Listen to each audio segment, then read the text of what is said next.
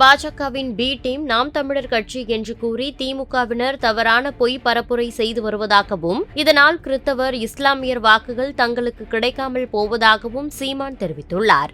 அதே நேரத்தில் எந்த கட்சியுடனாவது கூட்டணி சேர்ந்துவிட்டால் ஒரு விழுக்காடு வாக்கு கூட தங்களுக்கு கிடைக்காது என்றும் சீமான் ஒப்புக்கொண்டுள்ளார். என்னோட விழுக்காடு 7% நீங்க சொல்ல முடியாது.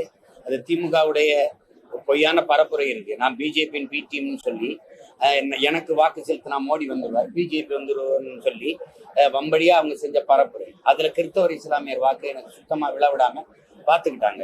பெரும்பாலும் நடுநிலையாளர்கள் வாக்கு அது விழல. அப்ப அந்த மாதிரி சூழல்ல அது எங்க அண்ணன் கமலஹாசன் அவர்கள் கொஞ்சம் வாக்கை பிரிச்சுட்டாங்க. இதெல்லாம் சேர்த்தா என்னோட விழுக்காடு வேற மாற்றுன்னு நினைக்கல.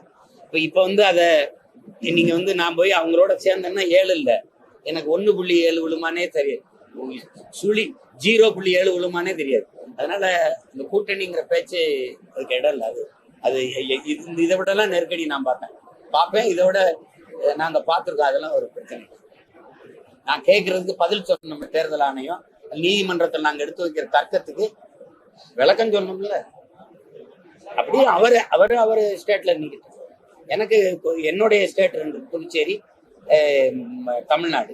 நான் கர்நாடகா, ஆந்திரா, கேரளா, மகாராஷ்டிரா, டெல்லியில எல்லாம் எனக்கு அமைப்பு உலகம் பூரா கட்சி இருக்கு. நாங்க போட்டி போட போறோம்.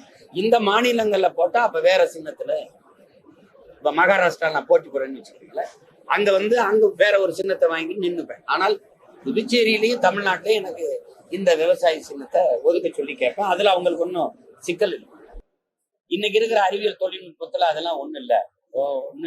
இப்ப நீங்க என் சின்ன என்ன அப்படின்னு கேட்டு வாக்கு செலுத்துறது வந்துச்சு. இப்பெல்லாம் உங்களுக்கு உள்ளங்கையில இருக்குது ஊடகம். அதனால ஒரு நொடியில போய் அப்படி இல்லை, அப்படிதான். அதாவது விவசாய சின்னத்தை நான் பெறுவேன். செய்திகளை உள்ளது உள்ளபடி தெரிந்து கொள்ள ரெஃப்ளெக்ட் நியூஸை சப்ஸ்கிரைப் பண்ணுங்க.